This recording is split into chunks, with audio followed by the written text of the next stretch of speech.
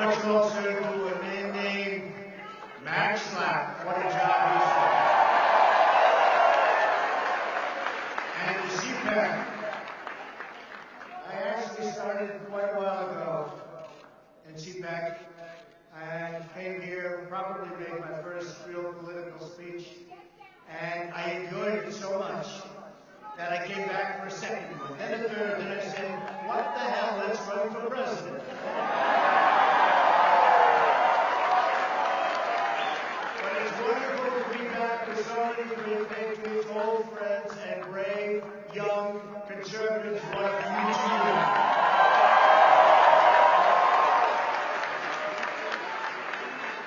Our movement and our future in our country is unlimited. What we've done together has never been done in the history, maybe of beyond our country, maybe in the history of the world. They came from the mountains and the valleys and the cities.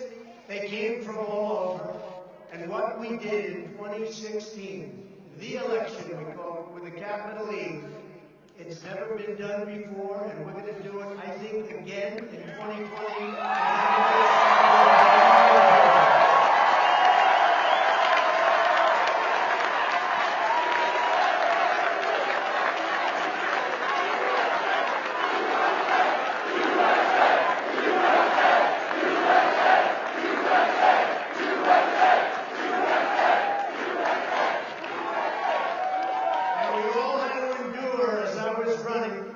So you had 17 Republicans plus me. And I was probably more of a conservative than a Republican. People just didn't quite understand that. They didn't understand that. I think now with what we've done with the judiciary and so many other things, I think they get it very well. And it's driving the other side crazy. But we all have to endure it, remember? How many times did you hear for months and months, there is no way to 270? You know that means. There is no way to 270. They couldn't get me there. We might as well have just given up. But there wasn't any way to 270. In fact, I actually went up to Maine to get one.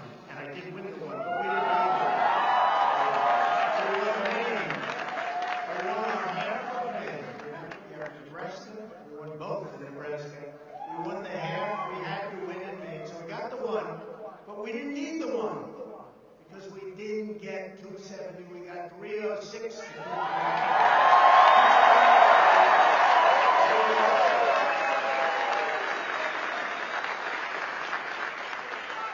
The state called Wisconsin, the state called Michigan, where, by the way, where Fiat Chrysler just announced a $4.5 billion incredible expansion and fuel plant, doubling their workforce. Many, many car companies have moved back to Michigan and are continuing to do so. Big numbers, nobody ever thought they'd see that happen. So I think we're going to do even better in 2020. I think we're going to do numbers that people haven't seen for a long time.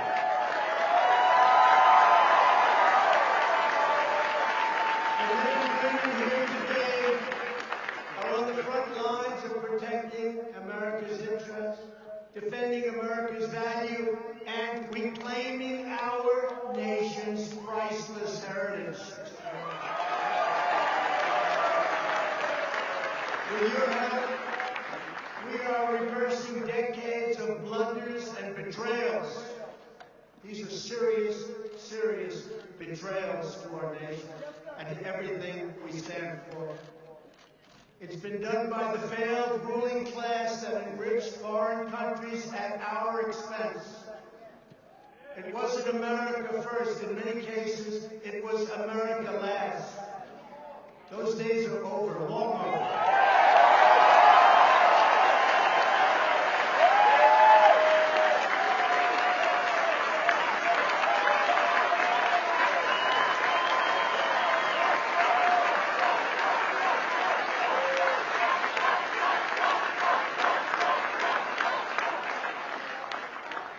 America is winning again.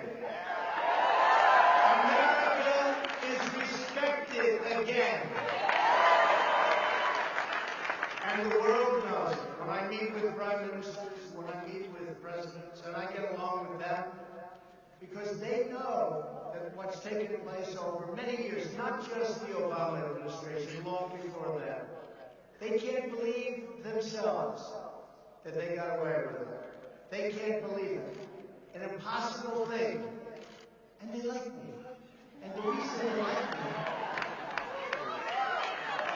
they tell me, they say, Mr. President, I said as an example, President Xi of China have great respect and great relationship. I say, how is it possible that you got away with this for so long? And he said, because nobody ever asks us to change. When they charge 40% tariffs on our cars going into China, and we charge them nothing coming into our country, when they raise their tariff from 10% to 25% and then to 40%, and they said to me, we expected that somebody would call and say, we can't do that. Nobody called, so we just left it. And I don't blame them. We should have been doing the same thing to them. But we didn't.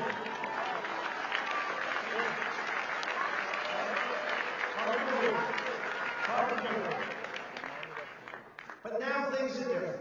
Now we're negotiating with China. They wouldn't negotiate with previous administrations.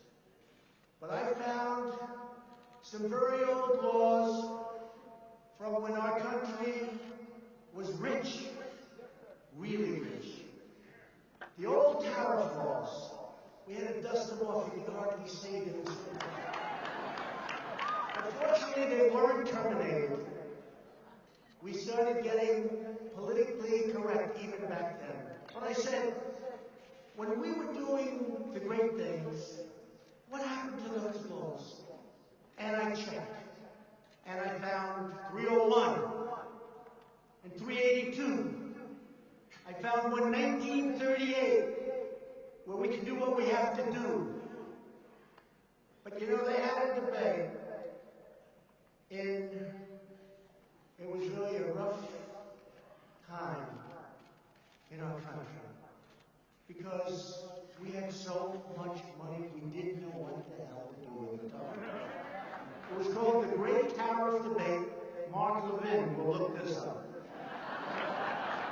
And the problem is, if I make a little mistake, he'll let us know on Sunday night. You have to be very careful when I talk about this. Now, it was the Great Tariff Debate of 1888. And the debate was, we didn't know what to do with all the money we were making. We were so rich. And McKinley, prior to being president, he was very strong on protecting our assets, protecting our country. And he made statements that others cannot come into our country and steal our wealth and steal our jobs and build their country and not defend our country. We can't do that. We can't ever allow that to happen.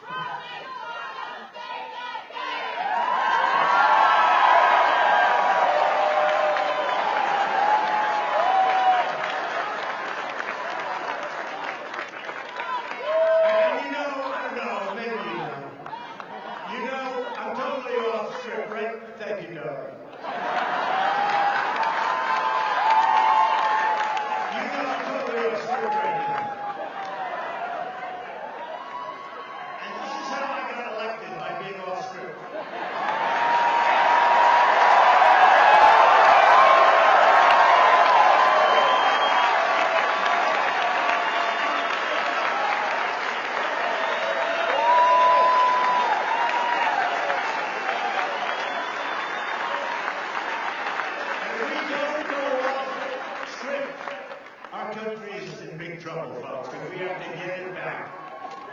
And when I look at what's happening on the other side, I encourage it. I say, no, I think the New Green Deal, or whatever the hell they call it,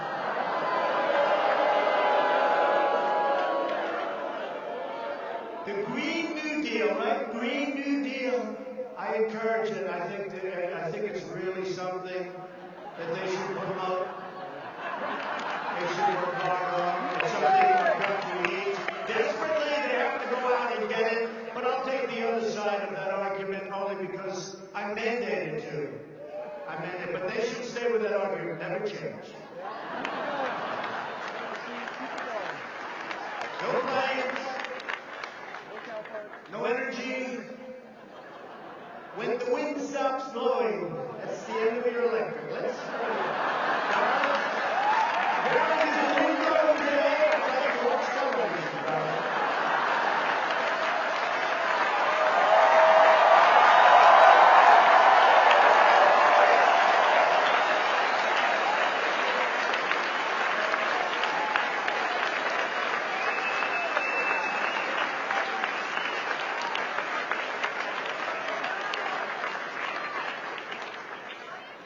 It's true. So the great tariff debate of 1888, and then we had so much fun. We could do whatever we want.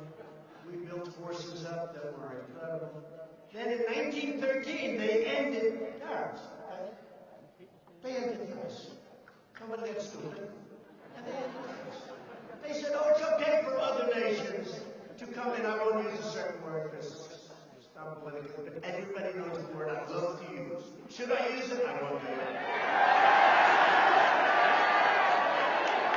Our great First Lady always said, don't use certain words, please. I said, but the audience wanted me to do it. She said, don't do it.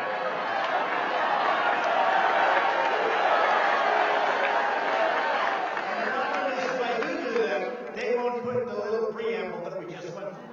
They'll just use the word and they'll say, isn't that terrible? So, I learned, because with the fake news,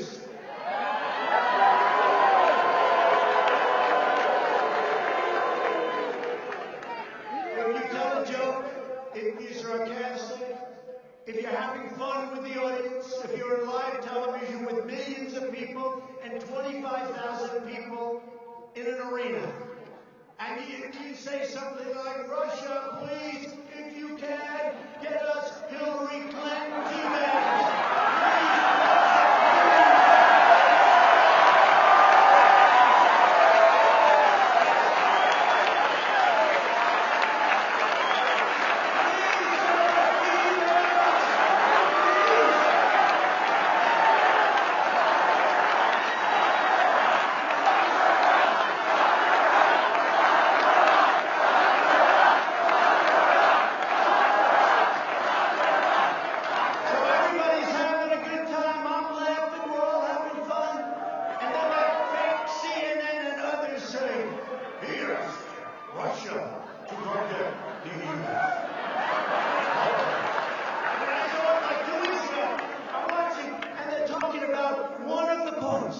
Yes, Russia for the email.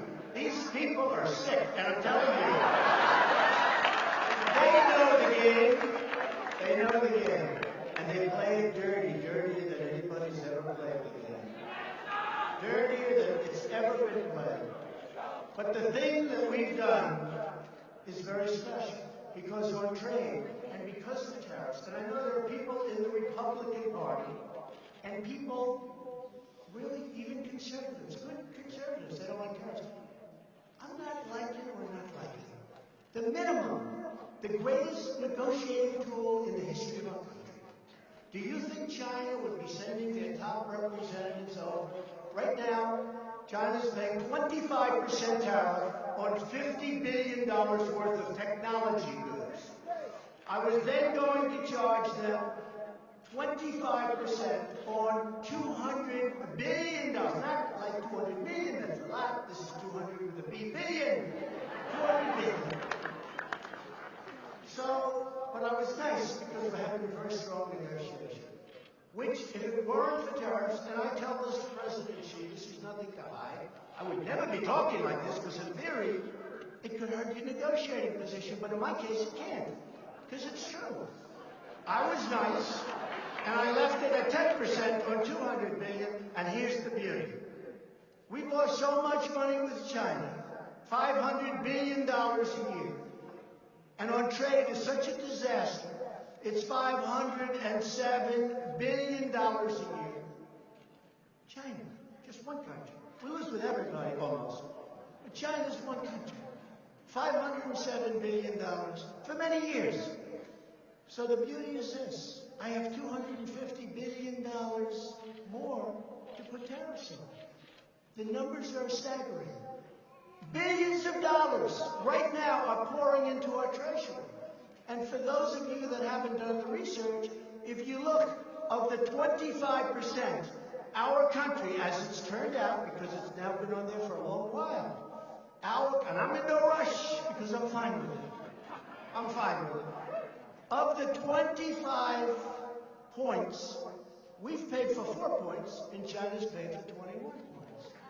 Okay, 21. That's what the numbers are. Very simple. You know, everyone said, oh, it's a tax on our... It's not really. And what China and other countries do sometimes is they will subsidize it. So the tax really is incredible. But what it is beyond everything else, I can negotiate. But then you have senators and a few congressmen, but not Mark Meadows. Where's the great Mark Meadows?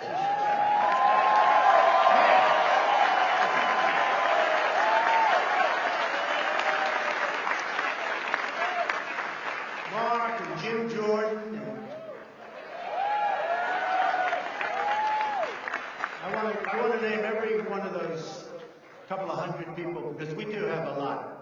I want to name every damn one of them. They have been incredible. They have been fighting, and I just see Mark in the audience. They've been fighting with Deb, much more important. His wife is incredible. What an asset. He would be nowhere without her.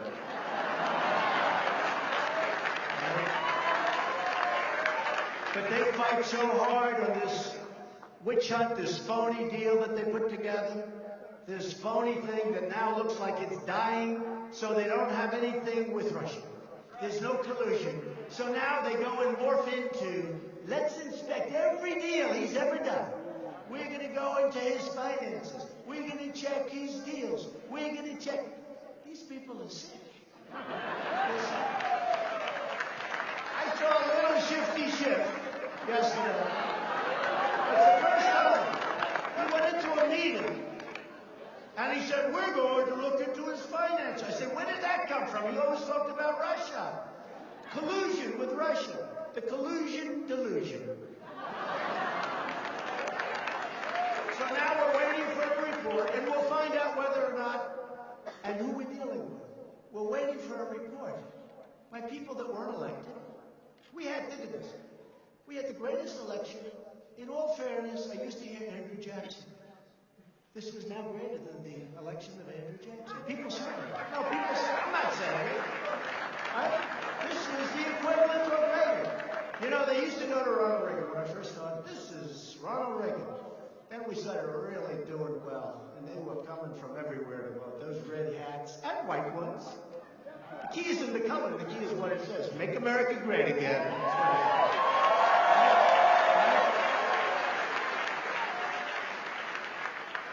But we had the greatest of all time. Now we have people that lost. And unfortunately, you put the wrong people in a couple of positions. And they leave people for a long time that shouldn't be there. And all of a sudden, they're trying to take you out with bullshit. Okay?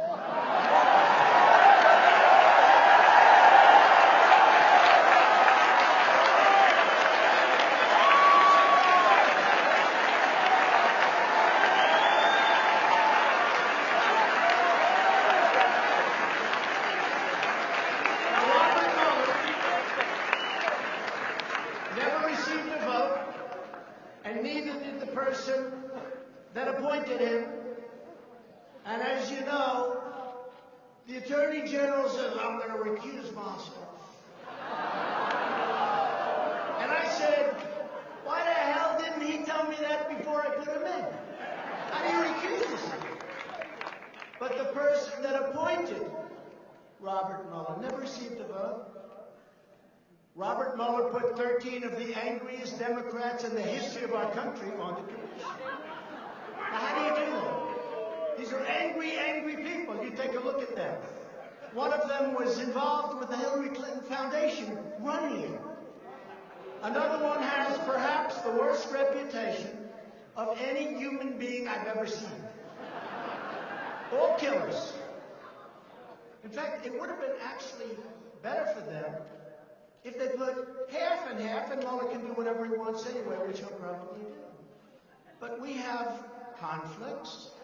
I had a nasty business transaction with Robert Mueller a number of years ago. I said, why isn't that mentioned? He wanted the job as FBI director. I mean, these are things that are out there, they know. Why isn't that, and I didn't give it to him, why isn't that mentioned? Jim Comey, lying James Comey, is his best friend. James Comey is his best friend. And those are a few of the conflicts. Other than that, it's wonderful. So everybody's waiting. I thought of it this morning, Mark, and I heard you made an incredible speech and statement today, Mark Levin. I heard it. And I was on the way, but I'll see it later. I guarantee I'll be watching it later. I have one of the great inventions in history. It's called TiVo. I think it's actually better than television, because television is practically useless without TiVo. But I'll be watching it later. But people that got no votes, what I heard this morning, President Trump is waiting for the Mueller report. I said, wait a minute, let me get this straight. So the Attorney General recuses himself, and I don't fire him. No obstruction. That's the other thing. If you use your rights, if you use your power, if you use Article 2, it's called obstruction. But only for Trump, for nobody else. So the Attorney General is weak and ineffective, and he doesn't do what he should have done. Somebody that never got a vote writes a powerful letter, horrible, about Comey. Every single Democrat said Comey should be fired, or worse if possible. Every Republican said everybody, in fact, when I fired Comey, I said, you know, First Lady, I said, Melania, I'm doing something today. I'm doing it because it really has to be done. He's bad. He's a bad guy. That's been proven now with all of the emails and the text. I'm doing something that has to be done. But you know the good news? It's going to be bipartisan. It's going to be so popular. It's going to be bipartisan. Every Democrat hates him. Every Republican hates him. He did a horrible job at the FBI. Speak to the real agents, the real people, because the people in the FBI are incredible people, not the sleaze.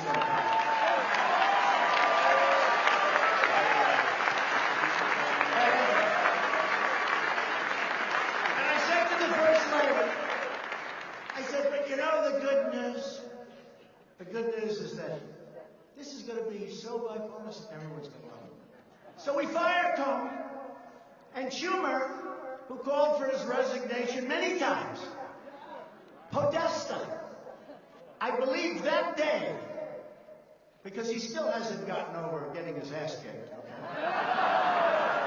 I believe that day called for his resignation. That day, Podesta, the great genius of campaigns. He called for the Comey resignation.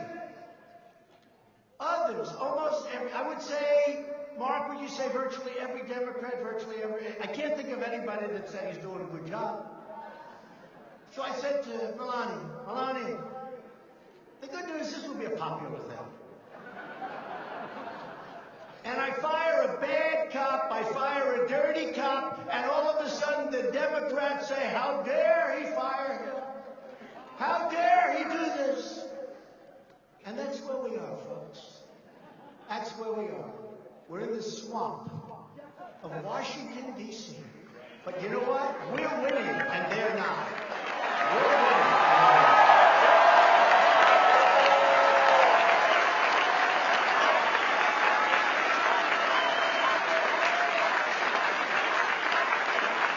So just to finish, I'll tell you, Max Schlapp is loving this. He's saying this is a lot more than we paid for. You know, normally you read a few pages and you say, bye, folks. But you know what I like about this? Number one, I'm in love, and you're in love. We're all in love together. We've done something that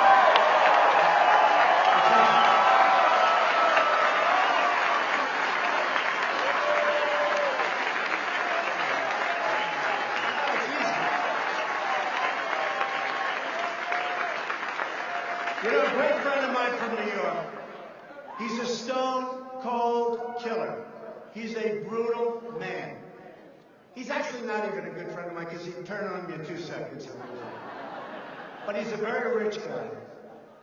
And he said, what are you going to speak about today? Like, what are you going to speak? I said, I don't know. He said, I just heard that you have the biggest crowd in the history of CPAC. They're all over. By the way, not only this giant room, they're in many hotel rooms all over the place. You're just better at real estate than they are.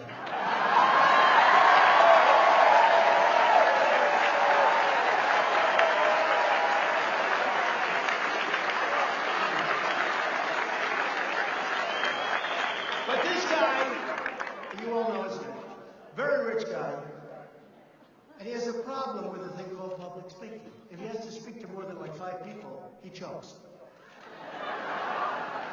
He can't breathe, you know. Oh, are you okay? He kills people for a living, meaning mentally and financially. But if there's like an audience of 9, it's like... So he said to me, how the hell do you do that? And I said, it's easy. And the reason it's easy, I really mean this. There's so much love in this room. It's easy to talk. You can talk your heart out. There's love in this room. You can talk your heart out. It's easy.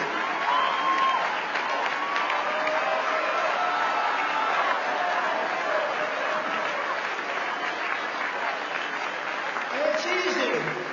It's easy. And we've had that from the day I came down with your First Lady on the escalator in Trump Tower. It's been easy. And you know what? We never had an empty seat. We went out and helped Ted Cruz. We went out and helped so many people. And I'll tell you what. If we didn't do those 32 rallies, and it wasn't easy. When you're doing rallies with 25, 30,000 people, in Texas, we had 109,000 people sign up. We used the Houston Rockets Arena. It holds 22,000. Tens of thousands were outside. We were sending notices, please don't come. That's a little different. Usually people are begging, well, yeah, like, can somebody come? We never had an empty seat. Of course, the Washington Post, a guy named David Weigel, he wrote an article. Submarine, now listen to this. He wrote an article.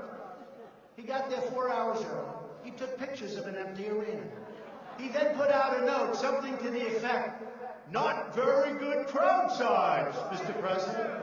And I never saw it because I don't follow the guy. But thousands of people that were in that arena that was packed with 25,000 people outside that couldn't get in. He got there 4 or 5 hours early because he doesn't fly private. You know. Okay? Maybe it's because of the carbon footprint. You think maybe it's... Must be the carbon footprint. He just doesn't want carbon. But he got there hours early. And, you know, the place hadn't started taking the people. They weren't going to take them in. So there were virtually nobody. And you know, whatever it was, 18,000, when you have nobody, it's a little scary looking. So he took pictures. And you know who really got even? Our people. Because they were incensed. We had people sitting on the stairwells. We had people sitting in every seat. I don't think we've had an empty seat since we announced. And from the day we came down the escalator, I really don't believe we've had an empty seat at any arena, at any stadium. It's been an incredible thing. And that's why I say this has never, ever happened before, and now we have to verify it in 2020 with an even bigger.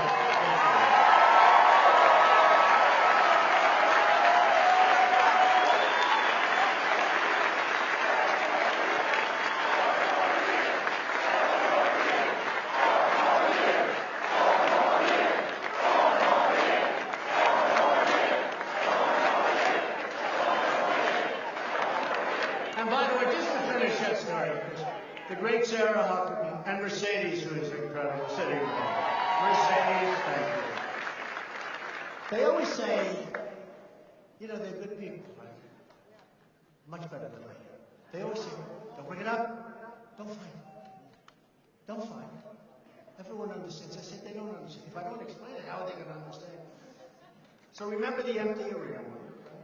And then it was shown, and the Washington Post had to do, and this particular writer had to do I thought he was going to get fired. I mean, if that were a conservative, he would have been fired on the spot. He would have been humiliated for what he did, because it was fake news. Nobody was in the arena. There were thousands outside, but they hadn't opened the gates yet. They did the same thing at our big inauguration speech. You take a look at those crowds. And I watched one of the evening shows that are ridiculous, how horrible they were, how mean, how horrible. And I watched it by mistake. Then they showed from the White House all the way down. They showed from the there were people, nobody's ever seen it. The Capitol, down to the Washington Monument. People, but I saw pictures that there were no people. Those pictures were taken hours before, right? And they always mention crowd size. He talks about crowd size. So I'm constantly bugging Mercedes whenever we have a slow moment. I say, Mercedes and Sarah, show them the pictures. Show them and compare them with what they put on television. Those pictures were taken hours before. And remember this also, not that Obama would ever do this, but we had fencing all the way down to the Washington Monument, and it was raining, and it was wet, and the grass was wet. And women and men, and I consider them totally equal, so I'm not going to say it's horrible. In fact, it's probably, with the men I know, it's actually easier for the women to make the walk, right? They had to walk all the way down. They had to walk with high heels in many cases. They had to walk all the way down to the Washington Monument and then back. And I looked and I made a speech and I said before I got on, I said to the people that were sitting next to me, I've never seen anything like this. Look at that crowd. And it was wide. Wide. We had a crowd, I've never seen anything like it. And I have to live with crowd size. It's all a phony deal, folks. But I saw a picture just the other night of practically no people. It was taken hours before our great day. That was a great day for us. That was a great, great day. People came from all over. People came from all over. So Sarah said, and Mercedes said, sir, it doesn't matter. Nobody cares. I said, but I care. And people care. People care. So what I'm going to do is I'll give it to the great one. I'll give it to Mark Levin. And I'll give him the picture. And then I'll show you where they showed just the other day an empty field, like nobody on it. And you'll see the sun, you know, you can see it's very dark because the sun's like starting to rise. And you can have some fun. You're going to get big ratings in your show, I'll tell you. Sunday night, everybody. Sunday night. 10 o'clock, right? Sunday night at 10 o'clock. Thank you. I knew that actually. All right, now let's get back into what I'm here for. And don't fall asleep. Don't fall asleep, right? Don't fall asleep. You know, somebody said, oh, the speech you made, sir, the State of the Union speech was incredible.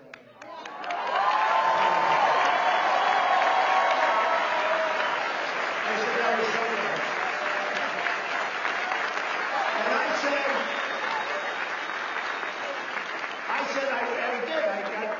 Great reviews even from some of the really bad ones out there. Of course, by the following morning, they had to change because the head people called them, "What are you doing?" A lot of it's not the people on television. A lot of it's their bosses. Which someday we're going to have to figure out why, Meadows, why that is. Because, you know, if you're building a great country, you have the best employment and unemployment numbers we've ever had. More people are working today in the United States than ever before in the history of America. And you say, why are they upset with it? Why? Why are they upset? We've slashed 30,000 pages of job-killing regulations from the Federal Register. That's an all-time record in the history of the United States, even by presidents that there for 8 years and in one case more. We passed the largest package of tax cuts and reforms in American history.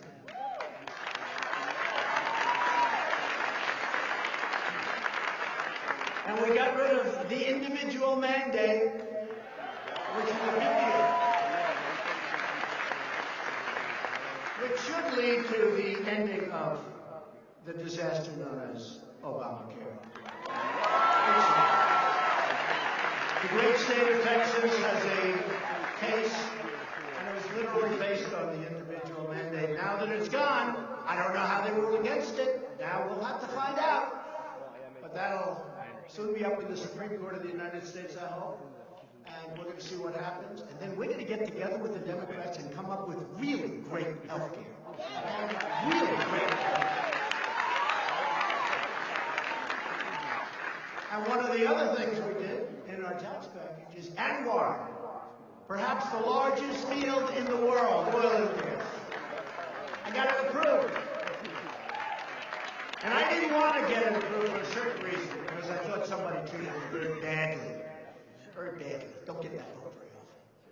And I said, you know, I don't want it. Then I get a call from a friend of mine. And he's in the oil business. He's not asking for anything, but he really is a knowledgeable guy when it comes to oil and gas. He said to me, hey, and they all call me Mr. President. I have friends after 35 years. Hey, Don, how you doing? Hey, Donnie, I love you, Donnie.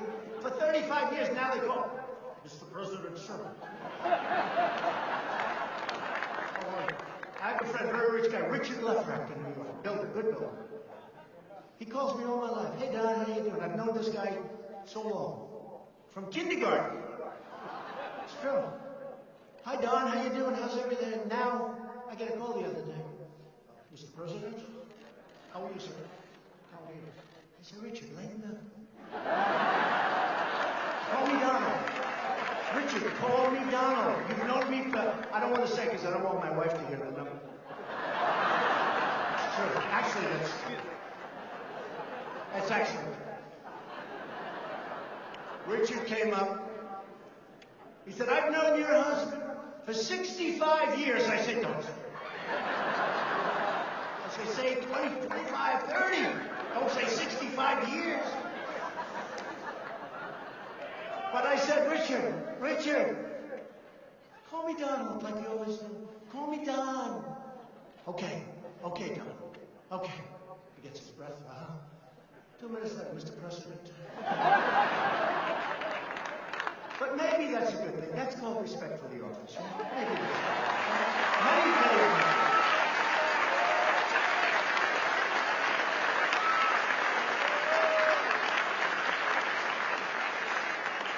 And that wasn't in the script either, Mark.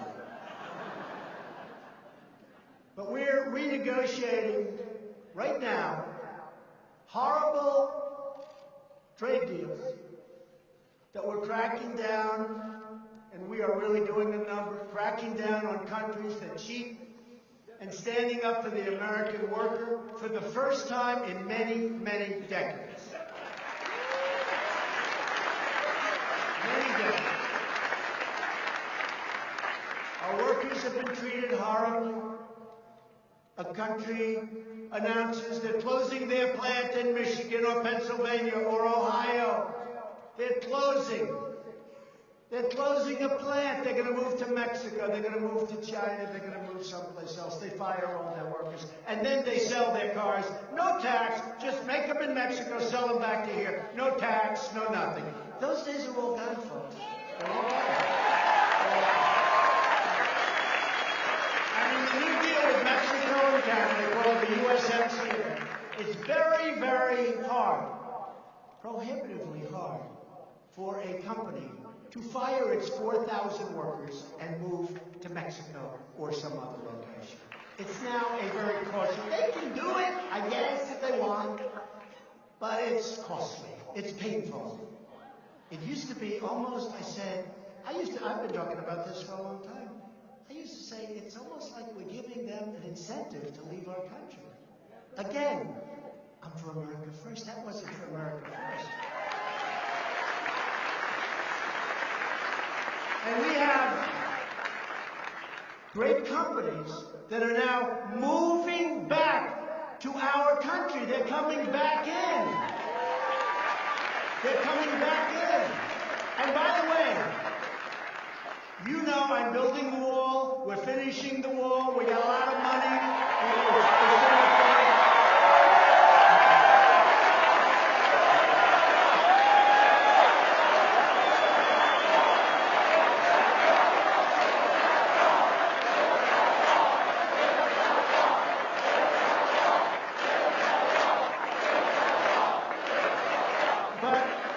Some people in the room that don't like this.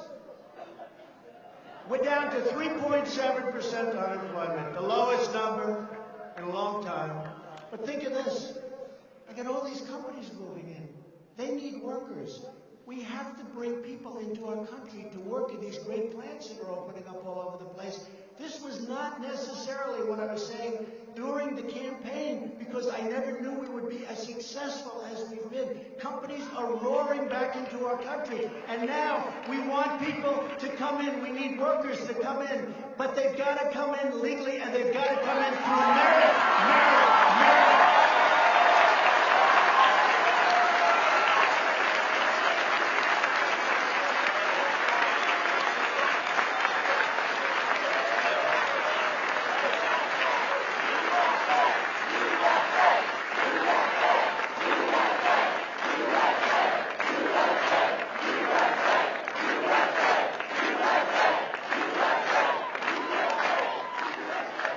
Come in through merit. They have to be people that can help us. They have to be people that can love our country, not hate our country.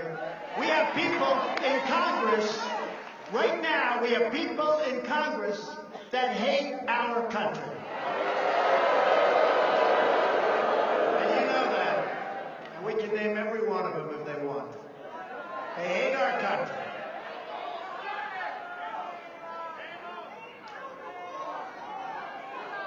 Sad. Very sad. When I see some of the things being made, the statements being made, it's very, very sad. And find out, how did they do in their country? Just ask them, how did they do? Did they do well? Were they succeeding? Just ask that question. Somebody would say, oh, that's terrible that he brings that up, but that's okay. I don't mind. I'll bring it up. How did they do in their country? Not so good. Not so good. But we need workers. We have to bring in workers. One other thing, because we have a lot of people here that are important people in terms of votes. We have some senators, we have some congressmen. When a senator tells us that he's a free trader, so am I. I'm a fair trader, I'm a free trader. But when a senator said we can't do tariffs where we make a fortune, or at a minimum, we're able to use this tremendous power that I found. Tremendous, old stuff, nobody even knew it existed. I'm able to use it at a minimum to negotiate great and fair trades. They wouldn't even be talking to us because it's so one-sided. Last year we lost 800, this is for many years, almost $800 billion on trade. It's not sustainable. You can't do that. And now we're making great trade deals. But when some of the senators, good people, I think they're good people, I just don't understand the thinking. So I say India is a very high tariff nation. They charge us a lot. When we send a motorcycle to India, it's 100% tariff. They charge 100%. When India sends a motorcycle to us, we brilliantly charge them nothing. So I want a reciprocal tax, or at least I want to charge a tax. It's called a bill tax, but it's a reciprocal. Now here's what I don't know.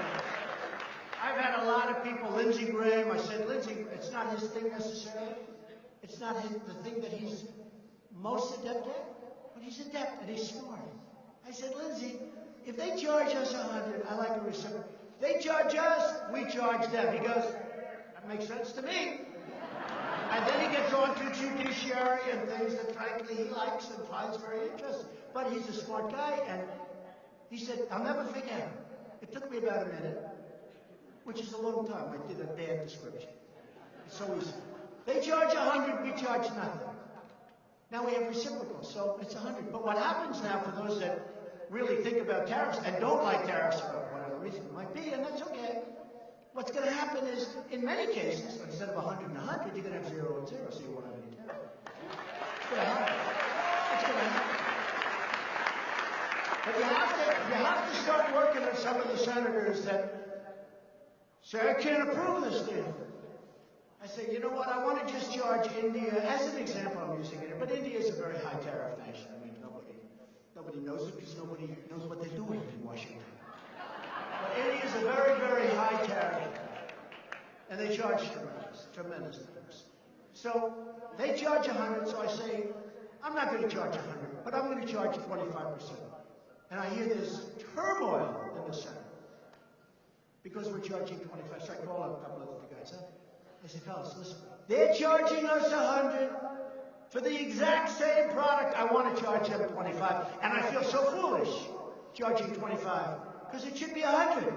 But I'm doing 25 only because of you. I want to get your support. Sir, that's not free trade. Where do these people come from? Where? Where do they come from? I need your help. I need your help, the voters' help. Where do they come from?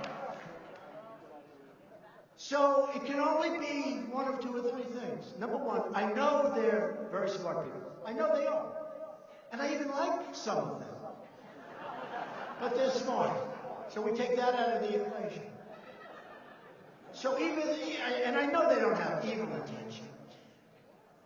And the other thing could be, I guess, maybe, these companies are all owned by people. And these people are very generous. Campaign contributions, they're very, very generous people. Can that be possible? I don't think so. I hope not. Because we're talking about our country. We can't allow a country to charge us 100%, and we get nothing for the same exact product. For one thing, they don't respect us. They think we're stupido. They don't respect us. But let me tell you something. The world respects our country again. They respect us.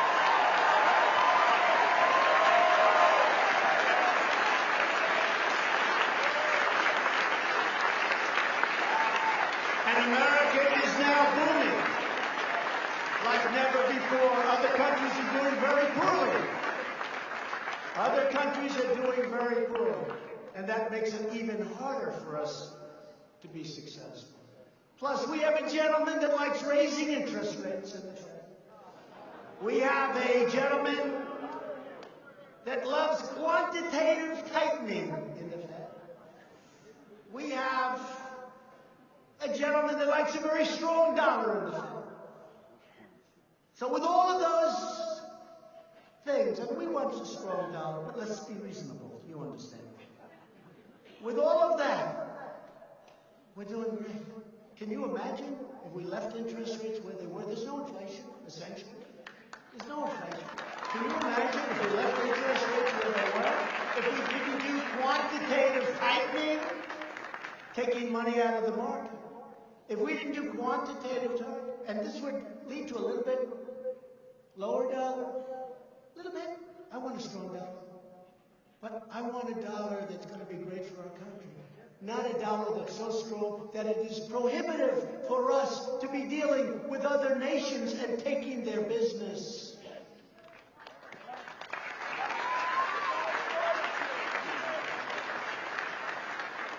Since the election, we've created a number that I would have said during the campaign, the fake newsers back there would have said this is crazy. 5.3 million new jobs, including over now 600,000 beautiful, brand new manufacturing jobs that were never going to come back to our country.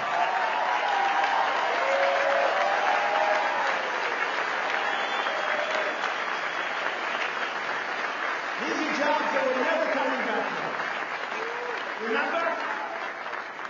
Not to talk badly about the other administration, but if that theory went forward with crooked Hillary winning the election, instead of being up almost 50% with the stock market, you would have been down 50%. It was heading down. It was going to be a disaster. We have nearly 5 million Americans that have been lifted off of food stamps. Nobody ever thought that was possible.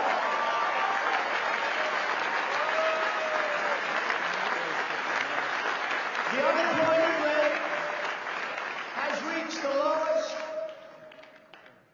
in over 51 years, and African American, and you've heard me say this many times, Hispanic American, Asian American unemployment rates are at their all-time historic lows.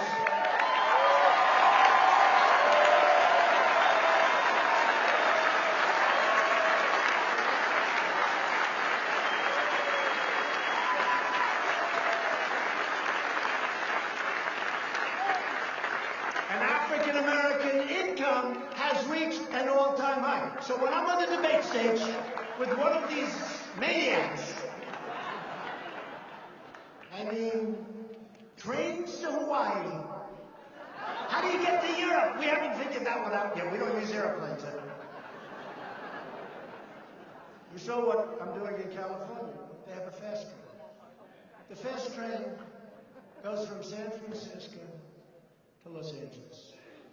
It's over budget by hundreds of millions of dollars. So they have a great idea. The new governor, nice guy. Yes, nice guy. When I'm with him face to face, nice. When he speaks about me, not so nice. But face to face, he loves me. Called me up. He said, "You're a great president. You're doing a great job." He actually did 2 weeks ago, 3 weeks ago. He'll probably deny it. But check the phone records at the White House. Everybody else does.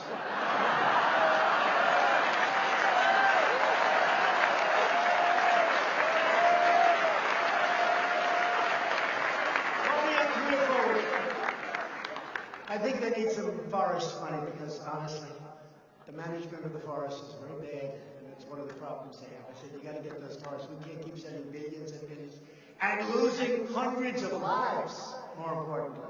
Got to clean it up. It's called management. When a tree falls, you can't let the environmentalist say you can't take that tree out. It becomes like a matchstick, that tree. It hits a flame, it goes up. The leaves, every once in a while, you have to remove the leaves because they are a guy smoking a cigarette, he throws it away. He doesn't need it. The thing catches on fire. Well, there's 400,000 acres and people are killed. You got to have management. But he called me up the other day, recently, let's say 4 weeks ago or so. He said, I just want to tell you, you're a great president, and you're one of the smartest people I've ever met. That's what he said. Now, that's what he said. Will he admit it? No, I doubt it. But that's what he said. And you're doing a great job. And then he did start talking about, in all fairness, additional money for fire, which is, it's okay. That's okay. We have great talks. I mean, I like him. Gavin Newsom, I like him. Nice guy. But they say things, politicians, they say things to your face, and then you see 2 days later they're giving a news conference. It's like, where did that guy come from? Where did he come from?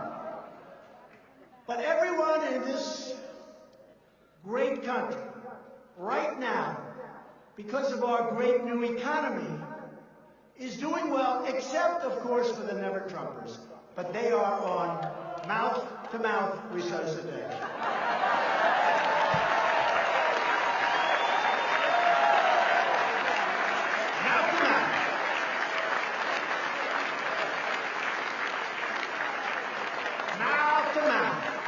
They're hanging in there, a couple of them.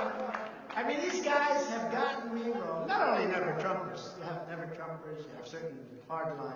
They're basically dishonest people because, look, let's face it, whether you like me or not, if my name is Smith instead of Trump, and if you told him I put in over 100 federal judges, it'll soon be 145 federal judges and 2 Supreme Court and 17 appellate divisions, that we've got the best economy maybe in our history, that we've got the best employment numbers and unemployment numbers in our history, that we've cut more regulations in 2 years than any president has ever done, whether it's 4, 8, or beyond, that we've taken care of our military with $1.7 billion.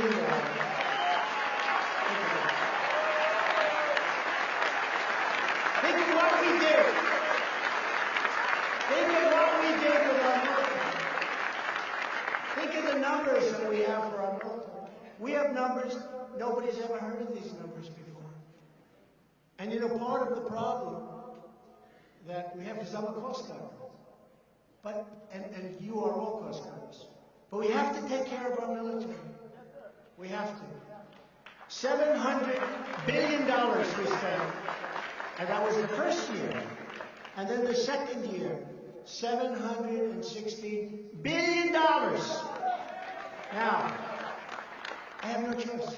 I'd like to spend much less. Obama was spending much less, but our military was being depleted. He was fighting in endless wars, they never end.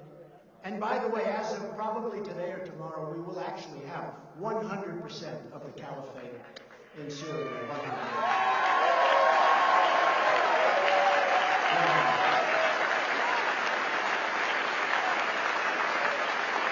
And we'll leave a small group of guys and gals, but we want to bring our people back home. We want to bring our people back home. It's time. In these wars, we were going to be in Syria for 4 months. We ended up 5 years. Just fighting. They just like to fight. We want to fix our country. We want to fix our bridges, our highways, our roads, our schools. We want to fix our country. It's time.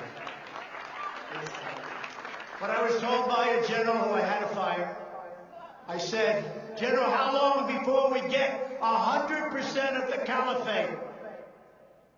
He said, sir, 2 years. I said, I can't take it 2 years.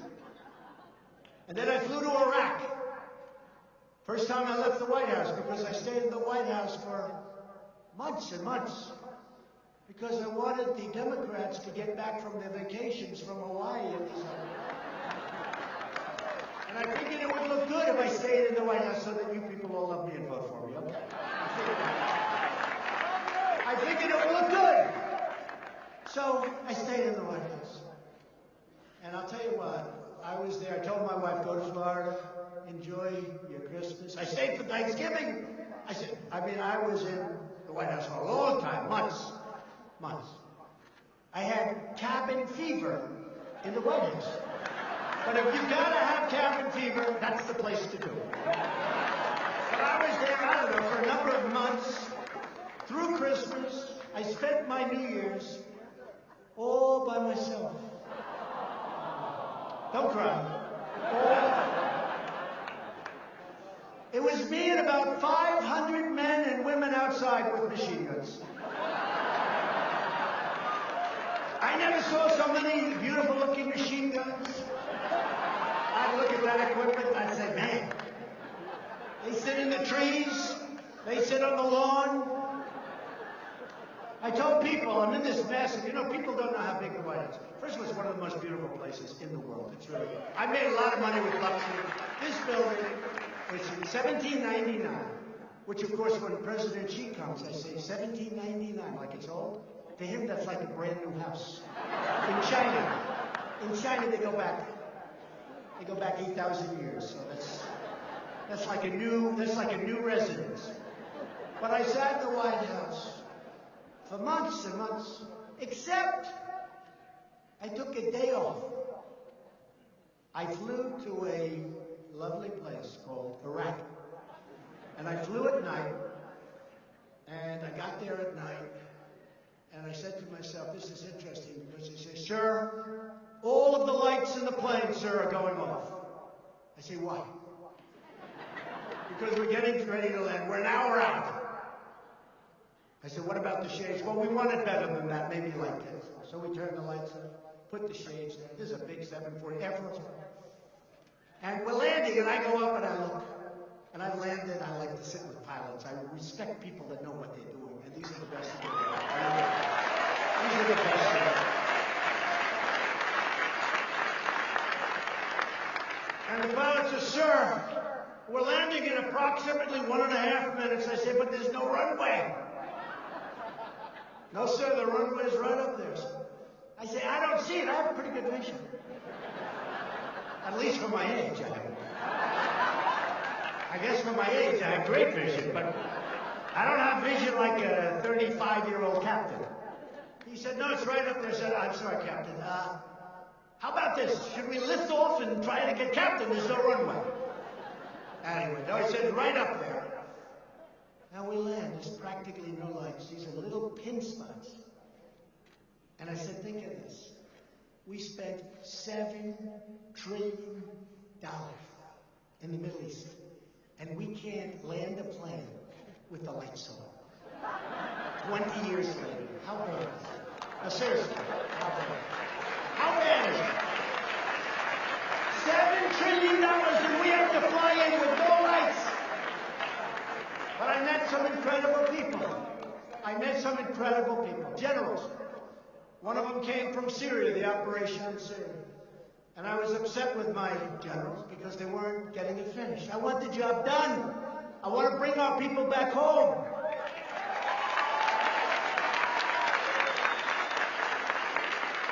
Not fair. And this is why I flew. So I met generals I didn't know. General 1, General 2, General 3. I mean, these generals, there's no person in Hollywood that could play the role. These guys are like perfect people. I said, what's your name? Sir, my name is Raisin. What the hell kind of a name? I said, Raisin, like the fruit? He goes, yes, sir, Raisin. What's your last name? Kane. Raisin Kane. I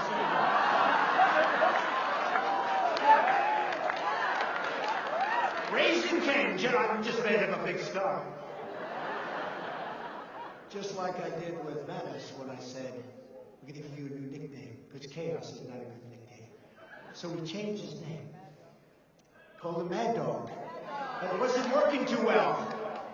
Mad Dog wasn't working too well. So what happened is I flew to Iraq. I wanted to meet the people on the site, because I learn more sometimes from soldiers, what's going on, than I do from generals. I do. I hate to say it. I felt like it was going on. But I didn't have to go there. Because I meet, and I land at this airport, the most incredible thing. We must have spent $3 billion building it. It's one of the reasons I don't want to leave Iraq so fast. I said, how do we leave this thing? So I have Raisin King, 3 other generals, colonels, sergeants, and I said, bring the cameras, I'm going to make a movie. This is the most incredible thing. And I said to the generals, listen, we got to get out. I want to know, why is it going to take 2 years to knock off 2 or 3 or 4%, which is what we had left? It won't, sir.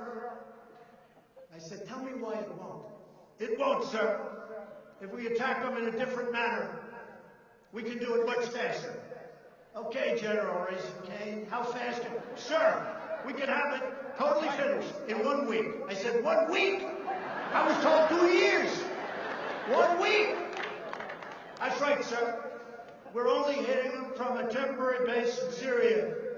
But if you gave us permission, we could hit them from the back, from the side, from all over, from the base that you're right on right now, sir. They won't know what the hell hit them.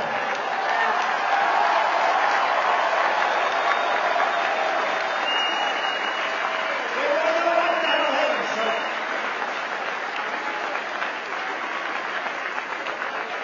And I said, why didn't my other generals tell me that? Why didn't they tell me that? I said, did you tell them that? Not our place to say it, sir.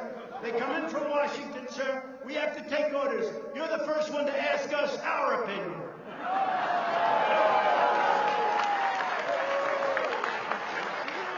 True.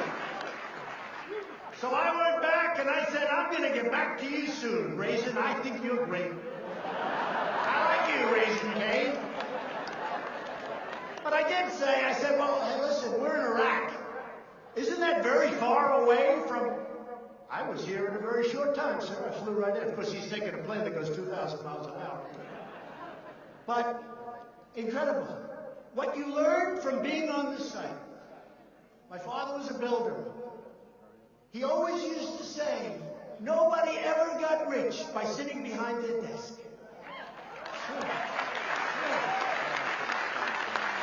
He'd say, you got to be on this site, you got to be with the contractors, you got to see if they're ripping you off.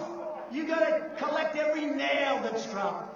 Every piece of wood, you can sell it. You got to be on the site. You got to see while they're building, while they're under construction, is that wall straight or if it's crooked? And you have to fix it before they build it, not after they build it when you rip everything down. You don't get rich by sitting behind the desk, so I didn't want to do that. And I'm in the White House and I was lonely. I said, let's go to Iraq. And I had a hell of a meeting in Iraq. And I'll tell you, those generals, not just Raisin King, General, those generals were great. They were great. They knew their stuff. They were gung-ho. And it is true. I mean, you talk central casting, these guys, you couldn't, I mean, it's incredible. They had a master sergeant that I could take him right now, bring him to Hollywood, make a military movie, and he's the star of the movie. That happened once before, you know. That did happen. Remember? They brought a man in, a sergeant, a drill sergeant, to teach some actor how to be a drill sergeant. The drill sergeant was so incredible that he ended up starring in the movie, and he should have gotten the Academy Award, by the way. That's because Hollywood discriminates against our people. You know the movie I'm talking about, right? What was that movie? You know the movie. But while we're making great strides, and our country is doing as well, and maybe in many ways better than it's ever done before, Democrat lawmakers are now embracing socialism. They want to replace individual rights with total government dominance. Just this week, more than 100 Democrats in Congress signed up for a socialist takeover of American health care.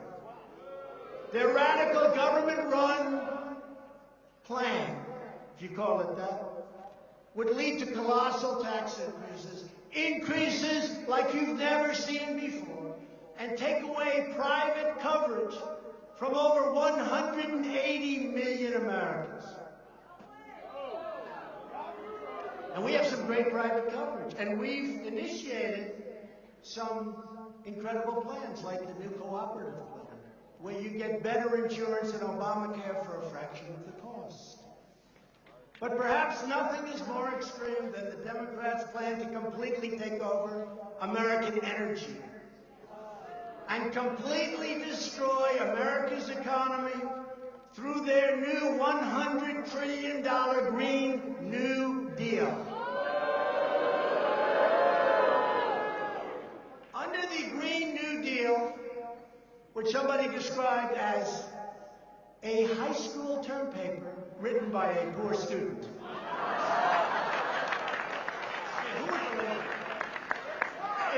It's so bad, but I'll be honest with you folks. I said, you know, Saturday morning, I said, Max, should we do a little more, like, spend time? He said, yeah, would you do that? By the way, everybody okay? I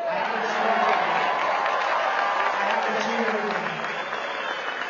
I know one thing, if Mark Levin gets up and leaves, I'll finish very quickly, because then but I haven't seen anyone leaving. Nobody's left. I watch those doors, because a lot of times, well, one time the press said, people left. Yeah, you know where they went? To the bathroom. And then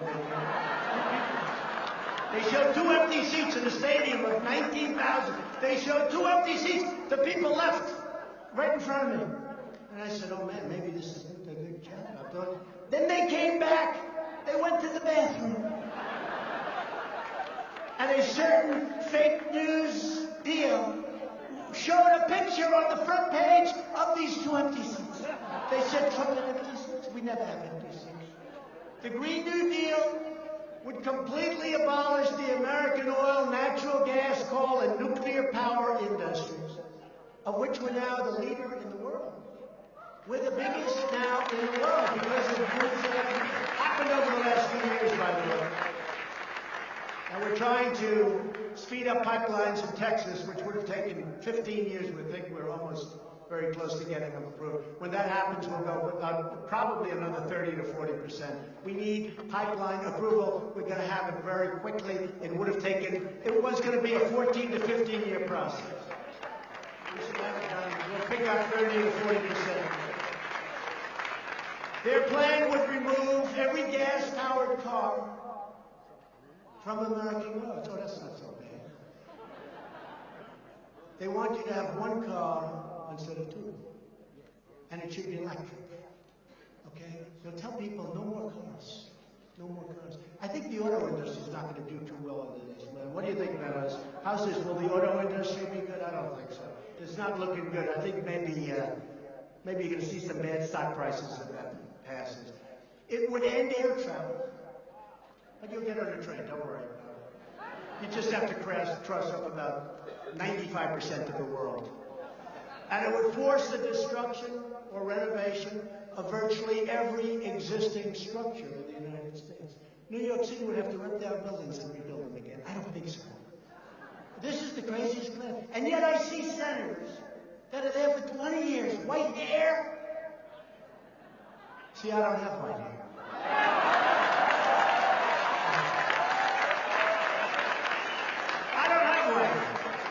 I see these white hairs, long-time senators, standing behind this young woman. And she's ranting and raving like a lunatic. And these senators, yes, I agree with this. Yes, I agree. The crazy female senator from the state of Ohio. The state of Hawaii. Right? She's like a crazy person. What she said about men is so bad. What she said about men is so bad. But she's standing in the hallway. And she didn't know too much about the plan because she's, she can't understand that plan. Which probably makes her smart, actually. Now, this is the senator from Hawaii. And they're saying to her, what do you think? Well, I don't know how people are going to get to Hawaii, but I'm in favor of the plan. I don't get it. I don't get it. So she's in favor of the plan, but you won't be able to get it. Well, we can take votes on this. We'll go back and forth. This is the new Democrat platform for the, and I don't want to talk them out of it. I don't, I swear I don't. This is a killer. I gotta get off this subject. I want them to embrace this plan. I want them to go and sell this plan. I just want to be the Republican that runs against them.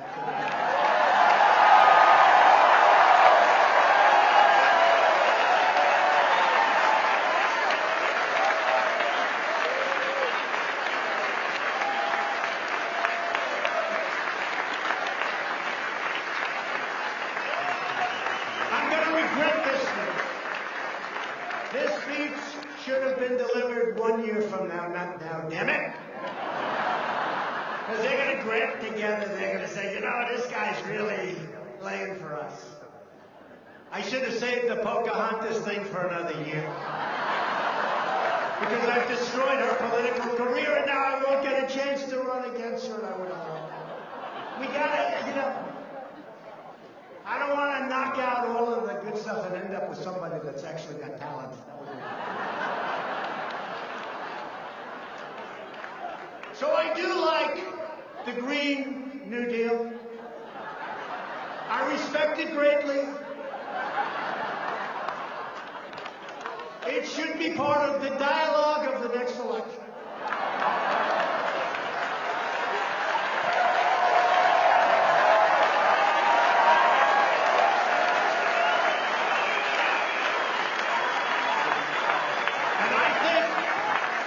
It has tremendous promise and tremendous potential for the future of our country. Socialism is not about the environment. It's not about justice. It's not about virtue. Socialism is about only one thing. It's called power for the ruling class. That's Venezuela and so many other places. All of us are here today because we know that the future does not belong to those who believe in socialism.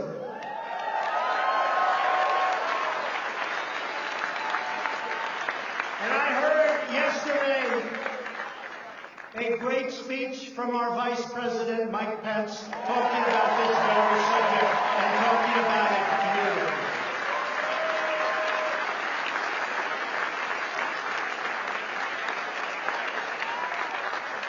The future belongs to those who believe in freedom. I have said it before and I'll say it again.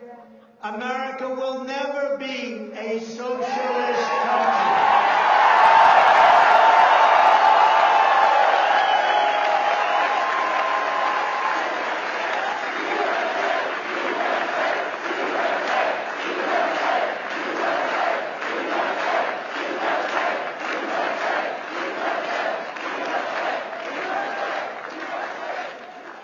Young Americans, I love young Americans. Speaking of young Americans, Candace,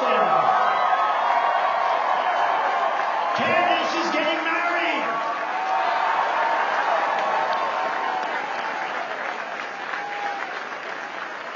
You've been incredible. Thank you. Your whole group has been great. You're getting married. Seems like a nice guy to me. Congratulations. You've been so great. Thank you very much, Candace. And Charlie, what a job you're doing. Where's Charlie? Where's Charlie? Where is Charlie? Because he has done an incredible job. Thank you very much.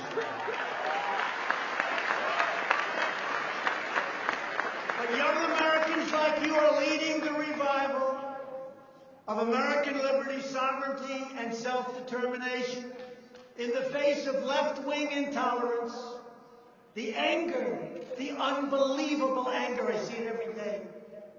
Fortunately for you, it's mostly pointed at me. You have the courage to speak the truth, to do what is right, and to fight for what you believe, and keep doing it. We reject oppressive speech codes, censorship, political correctness, and every other attempt by the hard left to stop people from challenging ridiculous and dangerous ideas. These ideas are dangerous. Instead, we believe in free speech, including online and including on campus. And by the way, there's a young gentleman with us today.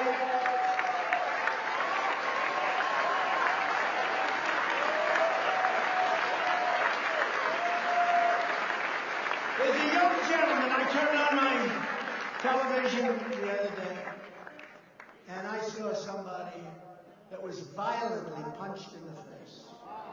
Violently punched. And I said, that's disgusting. By a bully, I'd like to do a lot of things, but of course we would never do it. Because if I ever said violence, they would say, Donald Trump attacked. No, no, no.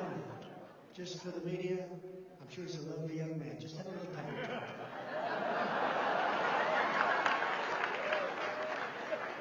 I've been there before with those people. I don't want to do it again.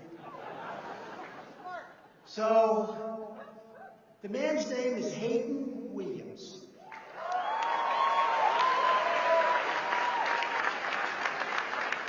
Where's Hayden? Where is he? Where is he? Hayden, come up here, please.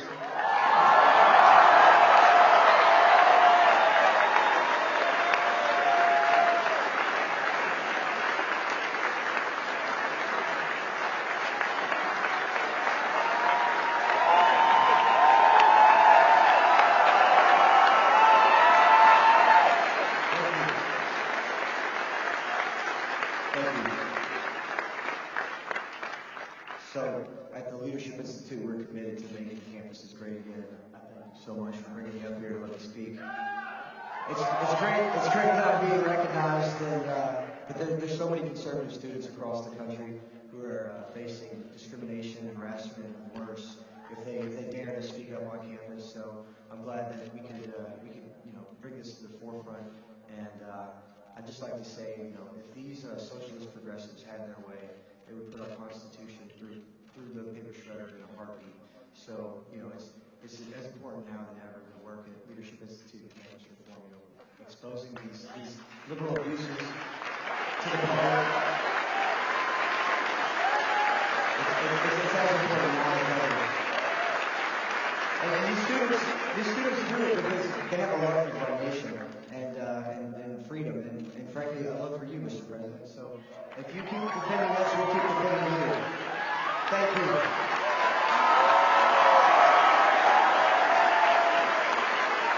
So here's the one thing.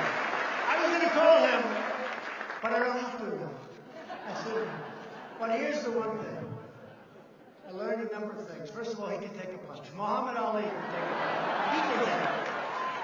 But you weren't going to go down no matter how. That was a hell of a hard punch. He was a strong guy.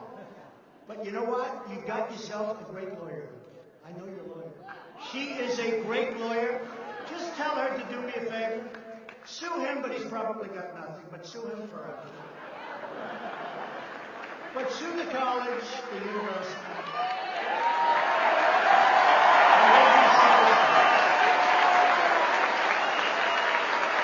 Ladies and gentlemen, he took a hard punch in the face for all of us. Remember that. He took a punch for all of us. And we can never allow that to happen. And here is, in closing with Hayden, here's the good news. He is going to be a very wealthy young man.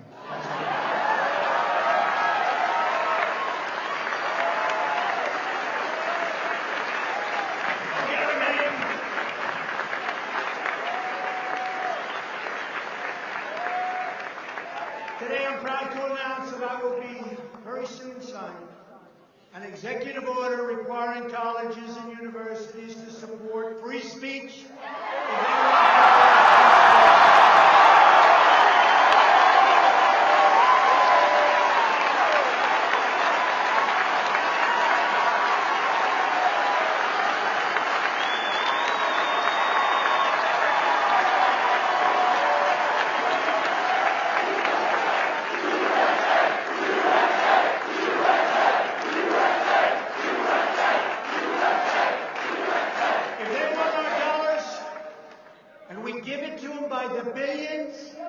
They've got to allow people like Hayden and many other great young people and old people to speak. Free speech.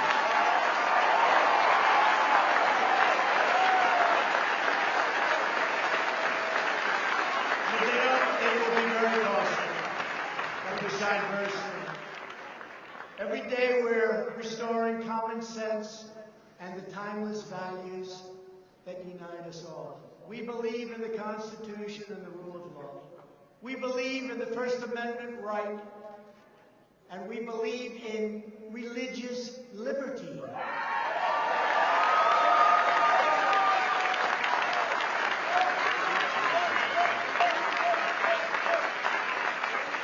And we believe strongly in the Second Amendment and the right to keep and bear arms.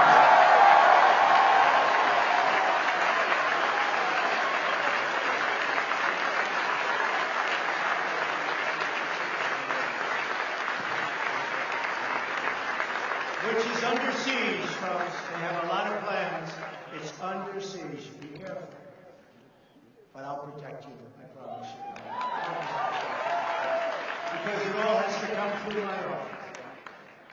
And we hopefully are going to be here for 6 more years.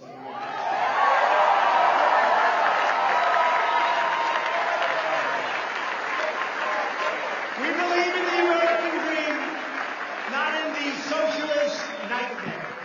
And we believe in the words of our national motto, in God we trust.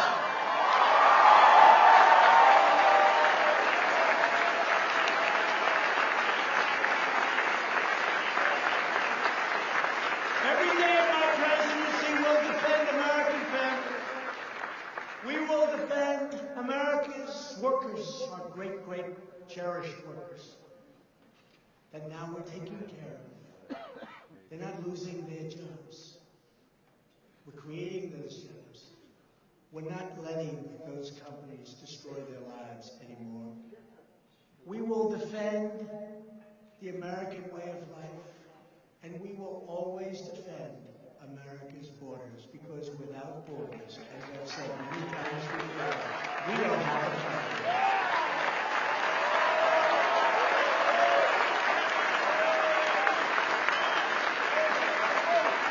The law's chaos on our southern border provides a lucrative cash flow to some of the most dangerous criminal organizations on the planet. Deadly cartels constantly, daily, hourly violate our borders to flood our cities with drugs that kill thousands and thousands of our citizens violently. What are these people talking about when they talk about the border? Keep it open. Keep what open? Have you been there? Have you seen? I just got back. I've been there many times. I see what's happening. I don't like it. But I have to tell you, our Border Patrol, our ICE agents, our law enforcement, the job they do, and they don't have the backup of a law in many cases. The job they do is incredible. These ruthless cartels terrorize innocent communities on both sides of the border and spread instability throughout our hemisphere. When I was there 2 weeks ago, 26 people were killed, very close to where I was, on the Rio Grande. Sounds nice, right? The Rio Grande. Rough stuff. 26 people were killed, and they were buried right near where I was standing. And the paper doesn't write about it, the news doesn't write about it. In the last 2 years alone, ICE officers made 266,000 arrests. Think of what that means. Think of that. Arrests. I'm not talking about people coming in. I'm talking, they went out and arrested 266,000 people who have criminal records, and in some cases for murder. Who the hell wants to do that? Thank God they're doing it, because I don't want to do it. It's dangerous, it's hard, but they love our country. And they're tough people, but they love our country. Including those charged or convicted of approximately 100,000 assaults, 30,000 sex crimes, 25,000 burglaries, 4,000 kidnappings, and 4,000 violent murders. These are people that ICE is going in and getting, and either putting in jail or ideally bringing them back to other countries and letting them put in jail, because we don't want them. We don't want to have to pay for them for 50 years. You want them to pay a price, but we don't want to have to pay for them for 50 years. And all the nonsense you hear about the people that come in illegally are far better than the people we have. It's not true, folks. It's false. It's false propaganda. One recent study from FAIR, F-A-I-R, found that illegal aliens are incarcerated at 3 times the rate of legal residents. Those are the numbers. And if you look at prison population in federal prisons, these federal prisons the number is staggering. The number of illegals, far, far, far greater than any proportion of our population. But you don't hear that. You hear like these people are the greatest people in the world. Just ask the angel moms, how good are they? Those great angel moms who are treated so badly. So badly. Incredible people. But the simple reality is that every crime committed by an illegal immigrant is a crime that should never have happened in the first place.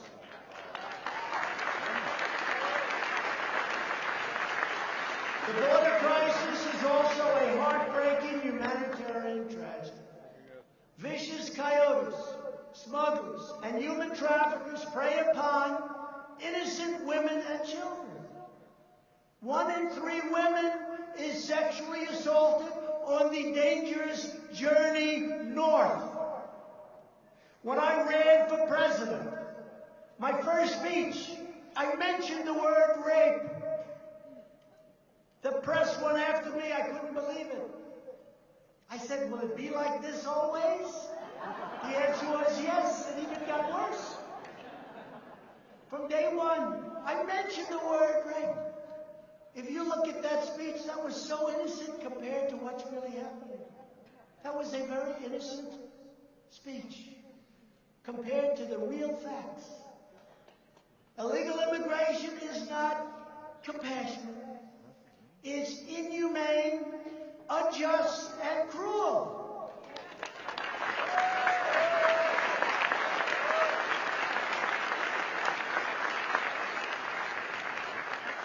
The media fights me on this, but I say it. Mothers who love their daughters, when the daughters are getting ready to make that 2,000-mile trek up through Mexico, and frankly, I wish Mexico would stop them at their northern border. I wish Mexico would stop them. Because, you know, they have a border. They call it their southern border. It's 2,000 miles down from our southern border. I wish Mexico would stop them. But they have their own difficulties, frankly. I understand that. We're working along well with them. And they are doing a lot of things to help us with asylum and other elements of what we're doing. But mothers who love their daughters give them massive amounts of birth control pills because they know their daughters are going to be raped on the way up to our southern border. Think of that. True story. Told to me by the Border Patrol. So true and so sad. Think of how evil that is. Think of how bad it is. Those caravans. You look at those caravans, and some are phenomenal people. But in those caravans, you have stone-cold killers. You had the interview done by some innocent person who I think is actually back there now. And what is it that you want asylum for? Why are you coming to America? Murder. She goes, what? Murder. I mean, what's going on is incredible. And when those caravans are formed, do you think those countries that we used to give a lot of money to, I couldn't wait. Guatemala, Honduras, El Salvador. Do you think they're giving us, as we say, their best and their finest? Oh, let's send our best people up to America. Let's have our best people go in the caravan so we can give America our greatest people. No, no, no, no. They give us some very bad people. People with big, long crime records. People with tremendous violence in their past. Murderers, killers, drug dealers, human traffickers. They want to keep their good people because they're smart. It's so sad to see how stupid we've been. Border Patrol recently reported apprehending 7,000 unlawful migrants in a single week on just one part of the Texas border a couple of weeks ago. Our immigration system is stretched far beyond the breaking point. To confront this national security crisis, last month I declared a national emergency. A national emergency.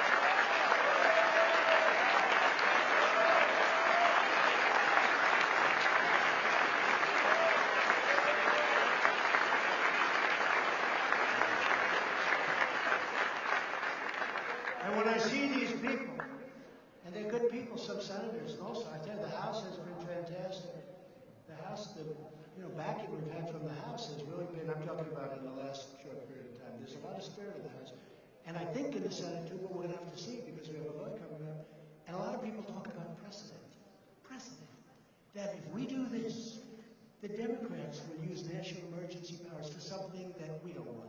They're going to do that anyway, folks. The best way to stop that is to make sure that I win the election.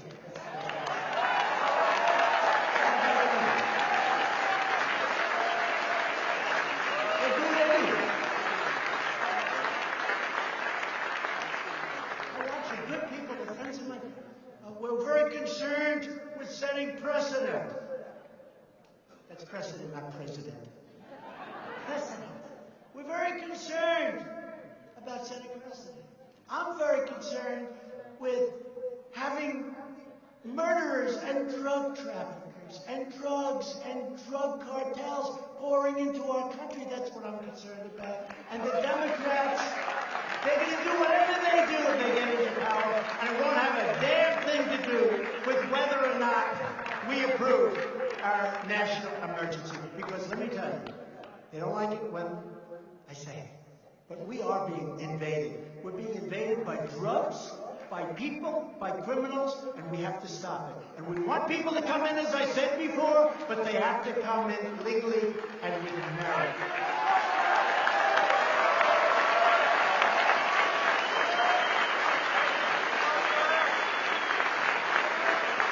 Previous presidents have used their national emergency power to promote democratic elections.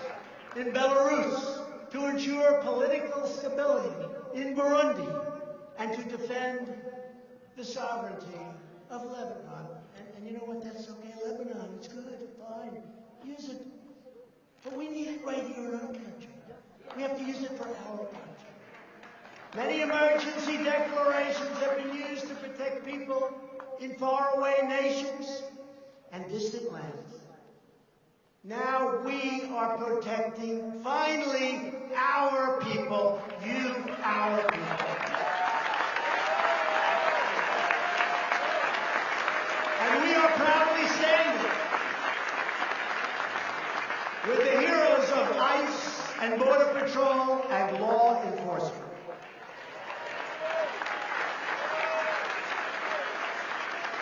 Illegal immigration is also deeply unfair to American workers and taxpayers, including millions and millions of hard-working legal immigrants. If you care about helping immigrants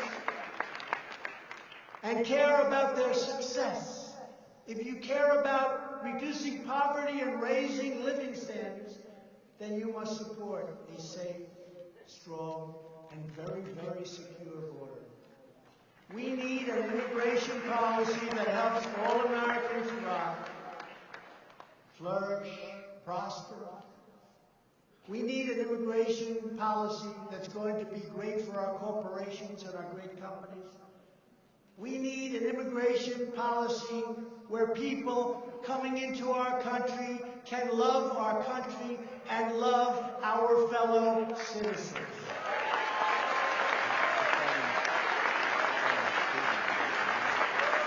And this includes shutting down sanctuary cities.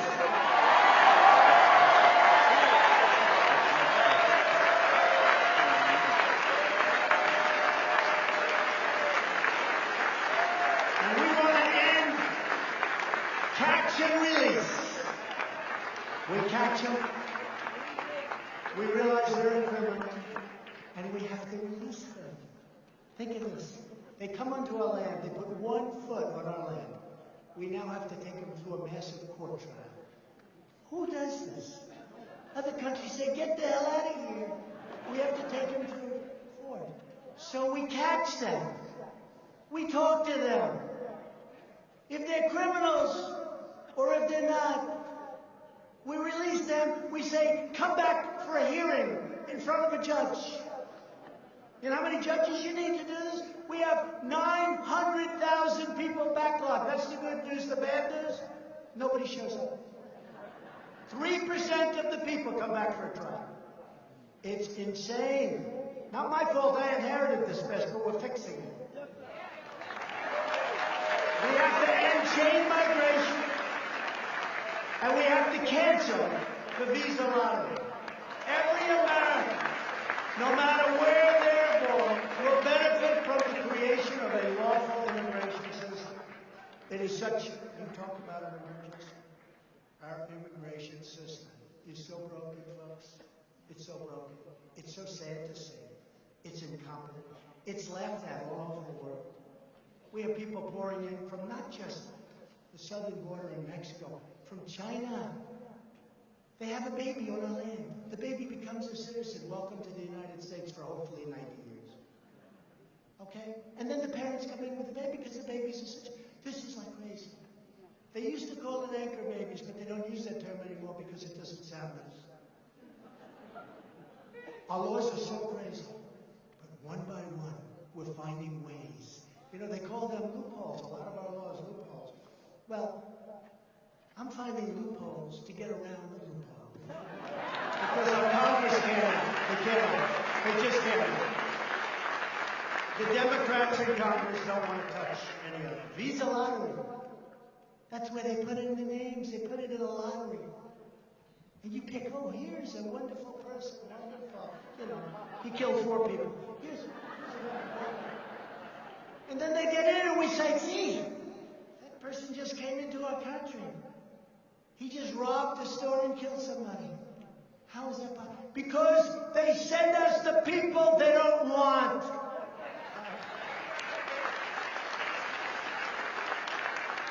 Biggest form of subsidy we give to other nations. Immigration systems that prioritize the admission of those who can support themselves financially and contribute. We want people that can help themselves, that can support themselves. We have people coming in.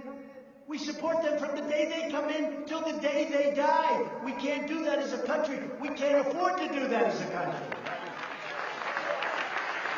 Sadly, in immigration and so many other issues, Democrat lawmakers have totally abandoned the American mainstream. But that's going to be good for us in 2020. They're embracing open borders, socialism, and extreme late-term abortion. Weeks ago, lawmakers in New York cheered as they passed legislation to allow babies to be ripped from the womb of their mother, right up to the very moment of death. Then, in an act and a statement, the likes of which I don't think I've ever heard.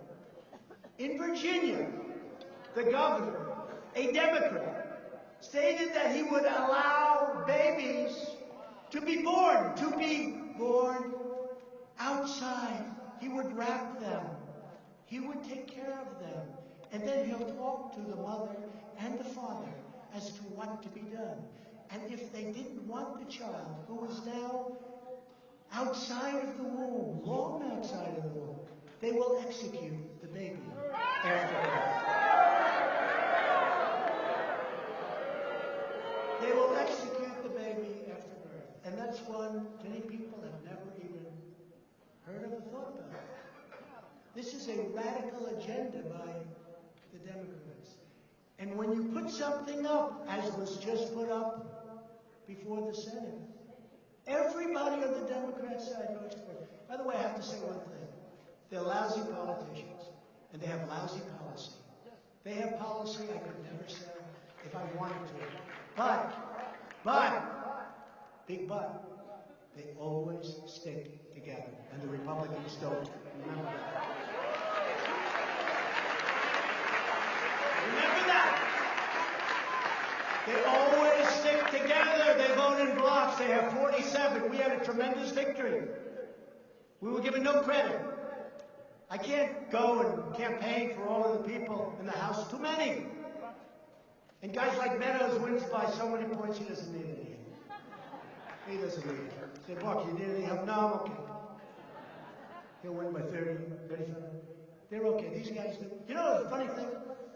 The ones that love Trump, the ones that are really the Trumpers, like Meadows, Jordan, Gates, so many of them. I don't want to, I could just name them so many. They're the ones that win without, I mean, it's like they don't even have to election.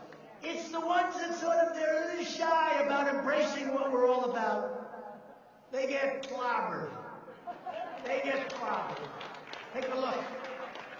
Those are the ones that get clobbered. But the good news is they're all starting to find that out. Just this week, Senate Democrats opposed legislation to prevent the killing of newborn infant children who survive abortions. Virtually every Democrat voted against protecting these precious babies. Everyone, they voted in groups. And we did have that great victory. We went from 51, and 2 that we didn't like got out. They said they retired. They didn't retire. They were retired. They said these 2 senators have decided to retire. No, they retired because they had very little support, like how about 5% and 8%.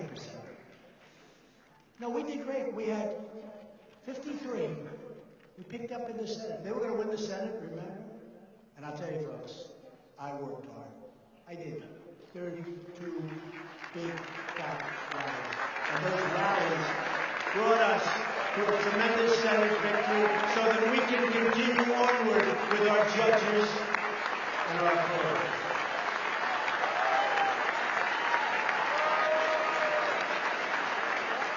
And the fake news back there, they love to say Donald Trump suffered a big defeat. First of all, we won the Senate, which frankly, judges are, hate to say it, in all due respect, for us, the Senate, far more important. I really worked hard. But think of it. We won the Senate, and we had this tremendous victory. We get no credit at all. Wait till you see what happens. They say Donald Trump suffered a humiliating defeat. I said I wasn't running. And one of the commentators that I appreciate on one of the shows where they were saying how I suffered a defeat, this commentator said, excuse me, he didn't run. Not all our candidates were exactly great, let's face it. You can only do so much. But wait till you see what's happening when I do run. And what they don't say is, Governor of Ohio, great guy, Mike was down 6, he won by 7. With 1 day, right? He was down by 6. 1 day into the election. I went out, I campaigned, worked hard, made a speech.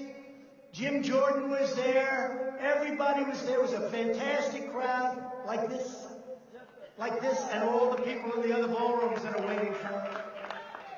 And he ended up winning. He was down by 6. He won by 7. 1 day. Then we have Georgia, the governor of Georgia. Great guy. Where's Georgia? Great guy. He was losing in the primary by 10. I got a call from David Perdue and Sonny Perdue, 2 great guys. Could you endorse him? I said, let me check. And I checked him. He was a Trumper before Trump was a Trumper. And I said, I love this guy. He's down by 10. He won by 40. Can you believe that? I endorsed him, Mark. He won by 40. Then he had a tough race against the new star of the Democrat Party. Not Democratic. It's Democrat. We have to do it. It sounds prettier when we use Democratic. I hate to say this, the Democrat Party, because it doesn't sound good. But that's all the more reason to use it. They should change it because it sounds much better. Rhetorically, it's much better. But then he had an election against their star, who followed me after the State of the Union address. I didn't think she was great. But she's there somewhere.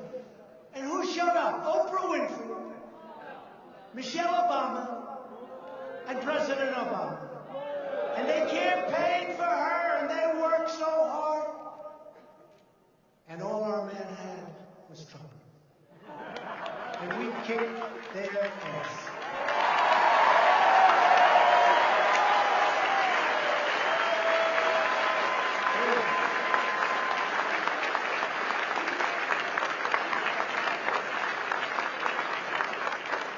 We had a rally at the airport where 55,000 people showed up to the airport. It was one hangar. They had 3 other hangars that were full. They went so far back. The problem was they gave the press, like these guys, they gave the press too good a location because the people behind them couldn't see them. They were so angry. But we had 55,000 people show up. I said, you're going to win the election. You won the election. You won it fairly easily against their star. And now David Perdue is going to win for senator in 2020. And then we had Florida and many others. And we have a candidate, Ron DeSantis, a friend.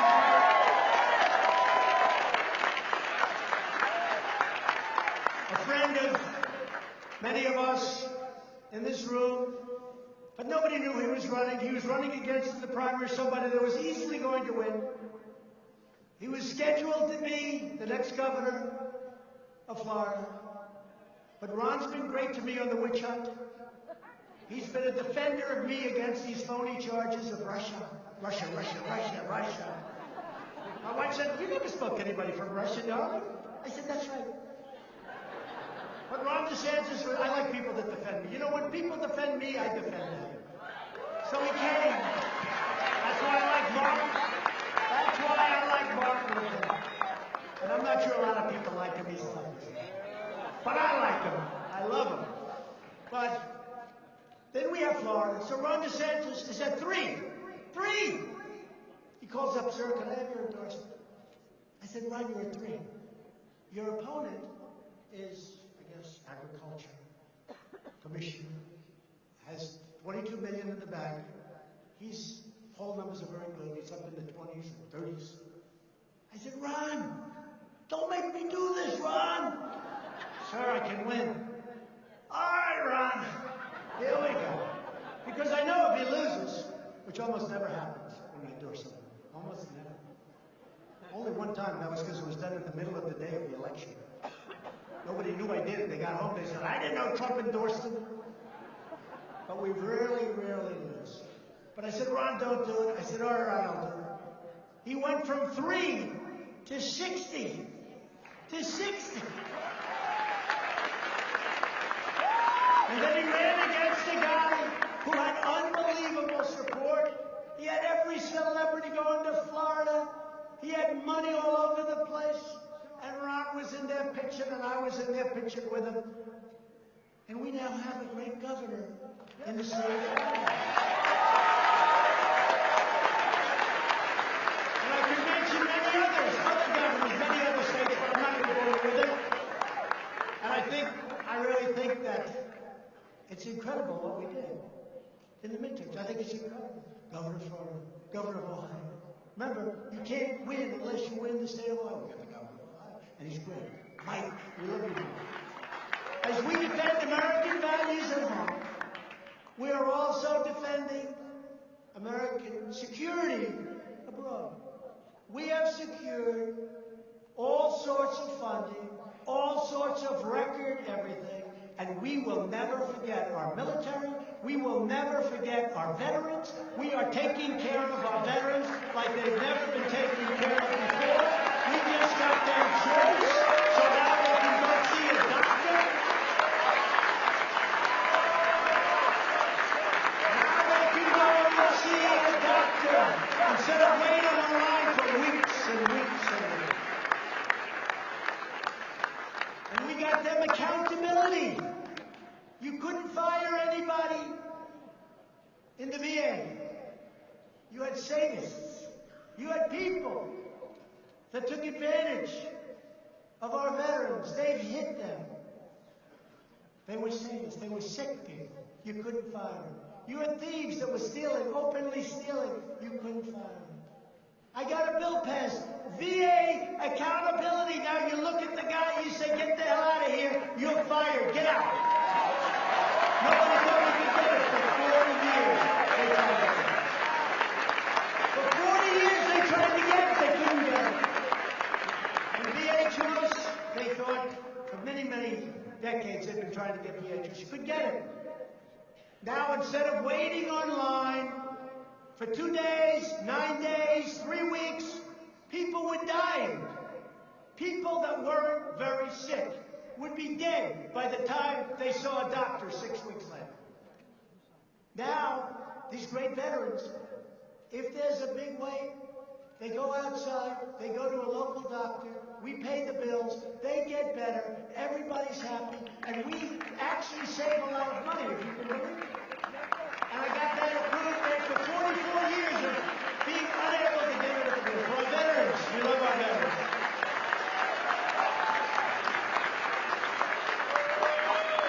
And just in finishing up, as you know, I just returned from Vietnam, where I had very productive meetings with Chairman Kim Jong-un. Very productive. We get along. We've developed a good relationship, very good, and made great historic progress. And I do get a kick out of all these people in previous administrations. Donald Trump should not, under any circumstances, be doing this or that. You know, they tell me how to negotiate. These guys died. One administration gave billions of dollars to him and got nothing.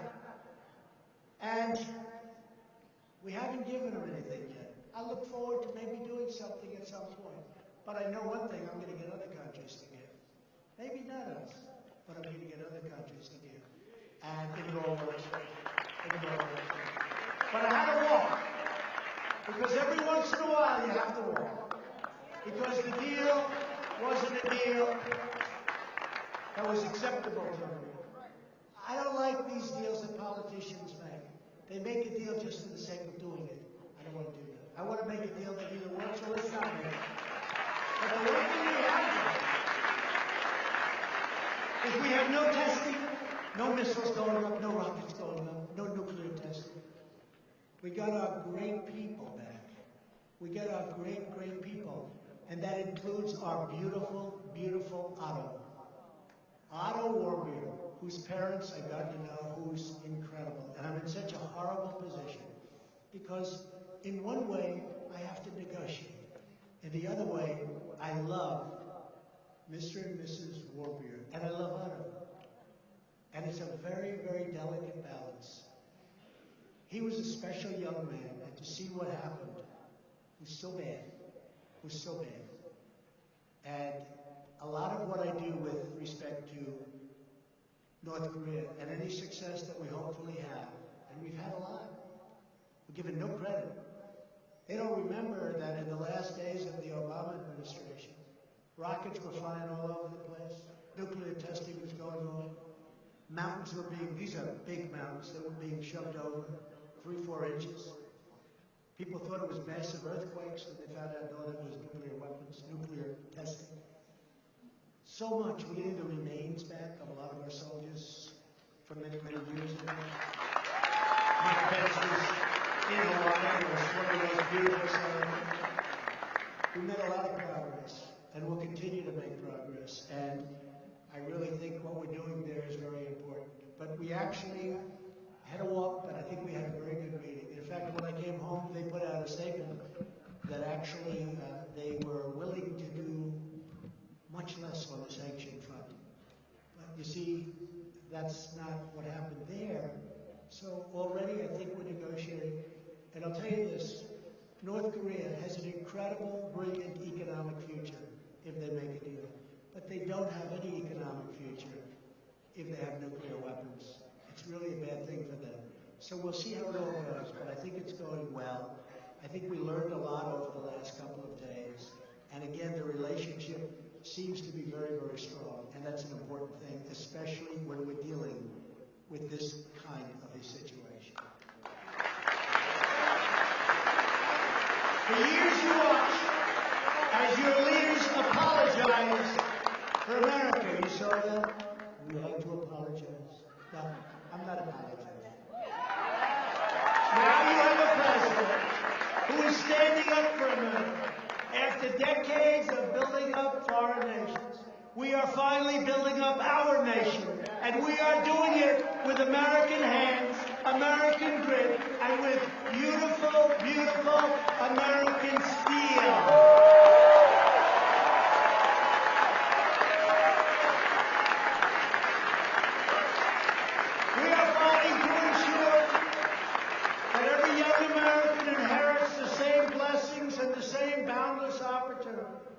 That our ancestors fought to secure with all of their heart, might, and soul. Now more than ever, we need the proud men and women of CPAC. And I want to thank everybody here because it is incredible. Your organization is incredible. Matt, Mercedes, incredible. You're energized, you mobilize, and you're engaged. We need your voice. We need your patriotism. We need your commitment.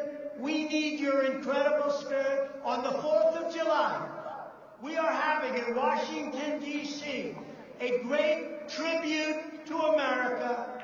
I hope you can all come 4th of July, keep it open. We want to bring millions of people into the city, and we want people to come who love our country. Those are the people we want. The 4th of July.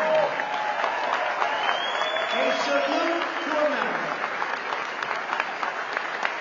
Now is the time to embrace the promise of our history. Now is the time to defend our American rights. And now is the time to seize our glorious destiny. And by the way, I'm watching those stories now. One person's left, and I've been up here a while. I said, Matt, is that okay? I said, I love it. Don't leave. But not one person. So if you hear tomorrow when they're reading, people left. Nobody left early. There hasn't been one person. But when you read it, you just say fake news. This magnificent nation will always be the home of those who cherish life, who love liberty, and who defend the sacred rights given to us by Almighty God. Together we are one people, one family, and one nation, forever united behind one great American flag. Thank you to everybody in this room and to all of the other rooms all over the camp and all over the country. We're hooked in all over the country. Thank you very much. I want to thank CPAC. What a job they've done. What a job Matt Schlapp and his family have done in such a short period of time in bringing this to a level like it's never been before. God bless you. God bless the United States.